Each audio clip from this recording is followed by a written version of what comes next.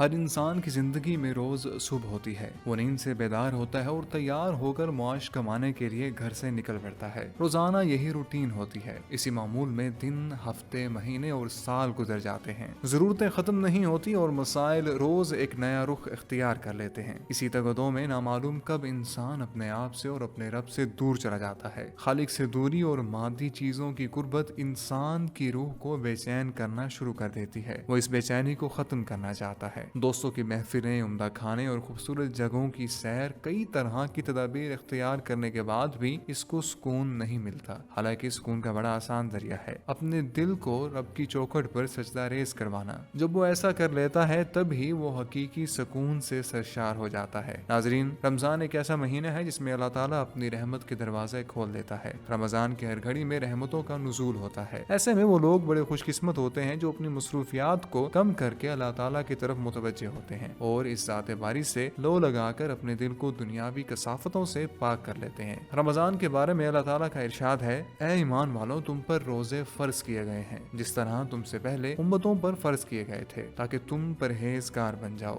اس آیت مبارکہ سے واضح طور پر معلوم ہوتا ہے کہ روزے کا مقصد پرہیزگاری یعنی گناہوں سے بچنا ہے۔ آئیے جانتے ہیں کہ رمضان کے مہینے میں ہم روحانی طور پر اللہ تعالیٰ کے قریب کیسے ہو سکتے ہیں۔ نمبر 1، نمازوں کی پابندی۔ رمضان المبارک میں خاص طور پر نمازوں کی پابندی اور تکبیر اولیٰ کے ساتھ نماز پڑھنے کا معمول بنائیے۔ اس کے ساتھ ساتھ نفلی نمازوں جیسے کہ تہجد، اشراق، اوابین اور صلاۃ التسبیح کا بھی اہتمام کیجیے۔ واضح رہے کہ اللہ تعالیٰ کے ہاں وہ عبادات زیادہ مقبول و مکرم ہوتی ہیں جس میں خشوع و خضوع شامل ہو، یعنی اپنا دل و دماغ اللہ تعالیٰ کی طرف متوجہ کیے جائیں۔ یہ تصور کیا جائے کہ میں اپنے رب کے سامنے عبادت کر رہا ہوں اور اس کے ساتھ ساتھ اپنے اندر عاجزی بھی پیدا کی جائے۔ نمبر 2، قرآن کی تلاوت۔ رمضان کے مہینے میں قرآن کریم نازل ہوا تھا، اس لحاظ سے تلاوت کے ساتھ اس کی خاص مناسبت ہے۔ لہٰذا اس مہینے میں بھرپور کوشش کی جائے کہ کم از کم ایک دفعہ تو قرآن پاک مکمل کیا جائے۔ اس کے ساتھ ساتھ قرآن کے معنی و مفاہیم پر بھی غور کیا جائے کہ قرآن مجھ سے کیا کہہ رہا ہے اور میں کس طرح اس کے احکامات کو اپنی زندگی میں عملی طور پر لا سکتا ہوں۔ نمبر 3، اللہ کا ذکر۔